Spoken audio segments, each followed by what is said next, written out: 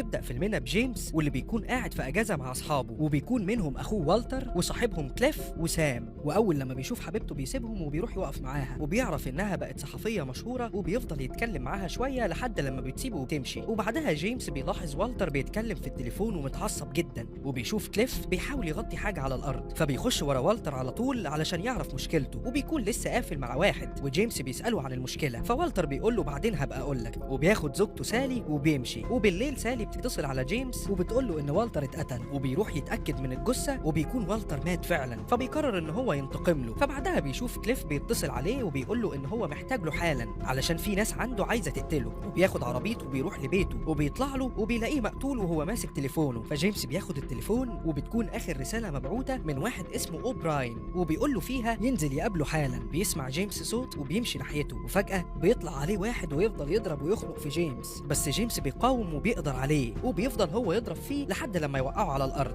وبعدها بيستجوبه وبيفضل يضرب فيه بس مفيش أي فايدة، فبيقتله. وهو في العربية بيتصل على روس وبيطلب منه يقابله في القهوة، ولما بيتقابلوا جيمس بيسأله عن أوبراين اللي بعت الرسالة، وبيكون روس عارفه بس بقاله سنتين ما بيشوفهوش. وروس بيبقى عارف اللي في دماغ جيمس وإنه عايز ينتقم لأخوه بنفسه، وبيفضل يقنعه إنه يكلم الشرطة أحسن ما يحصل لك أي ضرر، بس بيكون جيمس مصمم على رأيه وإنه ناوي يعمل حرب ما بينه وما بين اللي قتل أخوه والتر. وبنروح لتيد وهو بيطلب من راي إنه يشارك معاهم في اللي هيعملوه، فراي بيقول له سيبني أفكر وهبقى أرد عليك. وهنا أوبراين بيتصل على تليفون كليف وجيمس بيرد عليه، ولسه جيمس هيقول له يجي يقابله بس بيقفل السكة في وشه. وبعدها بيجيب صناديق ملفات من بيت أخوه والتر، وسام بيوصله، ولما بيخش بيلاقي في الصندوق الملف بتاعه، وبيبص برضه على دفتر صحابه وبيلاقي فيه أوبراين بالعنوان بتاعه، وبيطلع تليفونه وبيصور الصفحة، وبيروح يتقابل مع سالي زوجة والتر، وبيسألها لو تعرف أي حاجة عن مشاكل والتر قبل ما يتقتل، وما بتبقاش عارفة أي حاجة، بس بتقول له إن في 5 أشخاص جولها البيت وسألوها عن والتر وتفاصيل عن جوازهم، بس سالي ما جاوبتش على أي سؤال. وبنشوف الراجل ده وهو بيقرأ ملف جيمس، وبنعرف إنه كان رئيس في القوات الخاصة وراجل خطير جدا، وأول ما جيمس بيشوفه بيجري عليه، بس الراجل بيلحق يهرب. وبعدها راي بيقابل روس وبيتفق معاه وبيعرف منه التفاصيل، وروس بيقول له والتر أخد 40 مليون دولار من حسابي علشان كان عندي مصالح جوه البنك، والمسؤولين عن سرقة فلوسي ماتوا. وروس بيقول له إن في واحد بس اللي يعرف مكان الفلوس وإنها مسألة وقت. وهنا جيمس بيكون ماشي في الشارع وبيبقى وراه واحد تبع كونر بيراقبه، بس جيمس بيسابقه بشارع وبيثبته من ظهره، فجيمس بيسأله عن اسمه، فبيقول له أنا مواري وكيل أعمال كونر، فجيمس بيهدده بالقتل علشان يطلع منه أي معلومات تانية، لكن موراي قال له إن أنا عليا ديون وشغال مع كونر، لكن أنا معرفش أي حاجة عنه، وهو قال لي إني أراقبك. فجيمس بيصدقه وبيخليه يغمض عينه، فبيديله بالبوكس وبيمشي. وتاني يوم جيمس بيسمع صوت الجرس وبيجهز مسدسه، وأول لما بيفتح الباب بتطلع حبيبة جيمس وبيخليها تخش، وبيفضلوا يتكلموا مع بعض بخصوص أخوه والتر.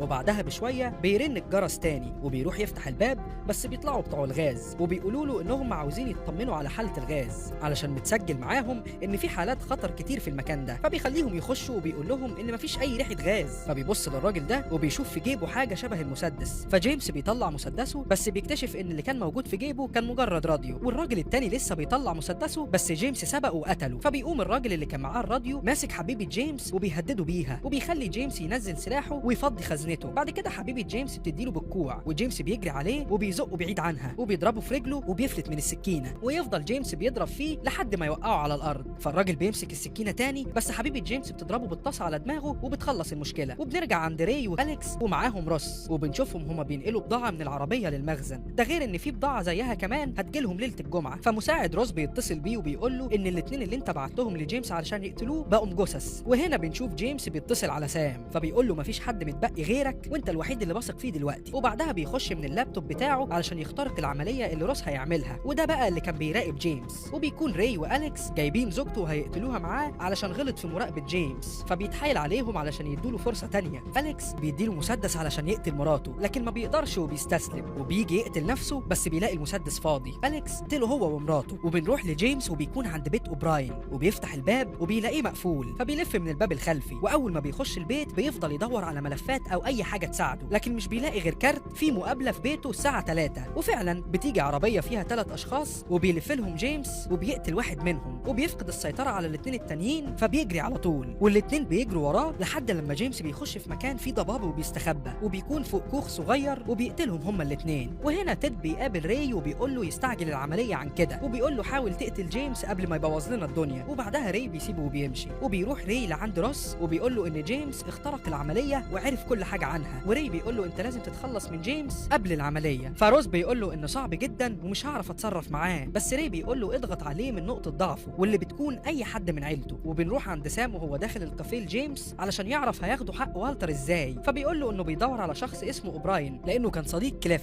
فسام بيساله هتجيبه ازاي، فجيمس بيرد عليه وبيقول له ان اوبراين دلوقتي عمال يتنقل من بيت لبيت بس هعرف اقبض عليه. فسام بيقول له انه هيخش الحمام وهيرجع تاني. بعدها بيخش وراه شرطي وبيجهز له حقن علشان يسممه، بس جيمس بينقذه وبيضرب الشرطي وبيثبته بالمسدس وبيحاول يستجوبه، لكن ما بيعرفش غير ان الشرطه هتهرب مخدرات، لكن ما بيكونش مصدقه وبيساله عن الشخص اللي بعته بس بيرفض يقول له. فجيمس بيديله الحقنه فبيسممه وبيموت. وبنيجي اليوم الجمعه والبضاعه التانيه بتوصل والشرطه بتبدا تنزلها، وجيمس بيروح لكافيه وبيسال فيه عن اوبراين، لكن الجرسون بيكذب عليه وبيقول له ما بقاش يجي هنا وشكله راح ايرلندا. فبيجي شخص وبيحاول يطرده من المكان بس جيمس بيضربه. فبيكمل كلامه مع الجرسون وبيقول له لما يجي هنا تاني يعرفه ان في واحد اسمه جيمس سأل عليه. فبيكون اوبراين مستخبي وبيطلع علشان يركب عربيته، بس بيلاقي جيمس وراه ومثبته بالمسدس. واوبراين بيطلب منه ينزل السلاح ويتكلموا بالهداوه، فبيتمشوا مع بعض وبيعرف منه ان في عمليه اسمها ايكو وهيكون فيها تهريب مخدرات. فجيمس بيصدقه المره دي، وبيعرف كمان ان روس كان متفق معاهم واللي هيبعد عن العمليه هيموت. فوالتر قام خرب العمليه كلها فعلشان كده هتتعمل من جديد. وبيعرف دلوقتي ان المشكلتين في الفلوس والمخدرات. واوبراين بيقول له ان روس بيشغل عملياته في مستودع في المنطقه الصناعيه، فجيمس بيطلب منه ان هو يوديه هناك. وفعلا بيروحوا هما الثلاثه جيمس وسام واوبراين وبيستنوا لما روس يمشي، وبيخرجوا من العربيه وبيسيبوا سام لوحده علشان لو حصلت اي مشكله او اتاخروا يمشي على طول. واول لما بيخشوا بيلاقوا حارسين، فبيتسلل جيمس لحد الحارس الاول وبيضربه وبيخنقه. فالحارس الثاني بيروح لمكان صوت الضرب وما بيلاقيش حد، بس جيمس بيضربه من ظهره وبيوقعه على الارض.